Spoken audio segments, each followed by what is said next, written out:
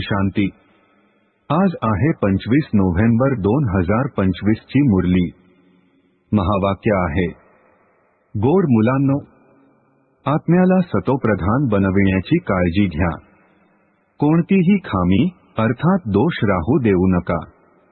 मायेमुळे कोणती चूक होऊ नये। प्रश्न आहे, तुम्हा मुलांच्या मुखावाटे नेहमी कोणते शुभ बोल निघाले पाहिजे? उत्तर आहे, नेहमी मुखातून हेच शुभ बोल बोला की आम्ही नरापासून नारायण बनणार, कमी नाही। आम्हीच विश्वाचे मालक होतो, पुन्हा बनणार। परंतु हे ध्येय फार उच्च आहे, त्यामुळे अतिशय सावध राहायचे आहे। आपला पोतामेल पाहायचा आहे। मुख्य ध्येय समोर ठेवून पुरुषार्थ करत राहायचे आहे। हार्ट फेल अर्थात निराश व्हायचे नाही। धारणेसाठी मुख्य सारांश आहे, 1. धंदा इत्यादी करत असताना आत्म्याला पावन बनविण्याकरिता वेळ काढून बाबांच्या आठवणीची मेहनत करायची आहे।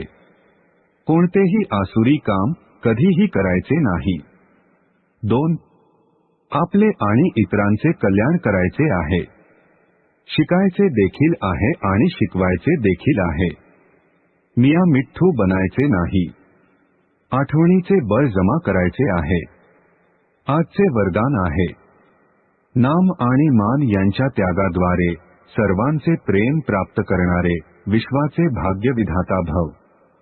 स्पष्टीकरण आहे, जसे बाबांना नावारूपापासून न्यारा म्हटले जाते, परंतु सर्वात जास्त नावांचे गायन बाबांचेच आहे, तसेच तुम्ही देखील अल्पकाळच्या नाव आणि मान यापासून न्यारे बना, तर कायमसाठी सर्वांचे प्रिय आपोआपच बना। जे नावाच्या आणि मानाच्या भिकारीपणाचा त्याग करतात, ते विश्वाचे भाग्य विधाता बनतात। कर्माचे फळ तर आपोआपच तुमच्या समोर संपन्न स्वरूपामध्ये येईल, त्यामुळे अल्पकाळच्या इच्छा मात्रम अविद्या बना। कच्चे फळ खाऊ नका, त्याचा त्याग करा, तर भाग्य तुमच्या मागे येईल। स्लोगन आहे, परमात्म पित्याची मुले आहात, तर बुद्धी रूपी पाय नेहमी तख्तनशीन असावा। ओम शांती।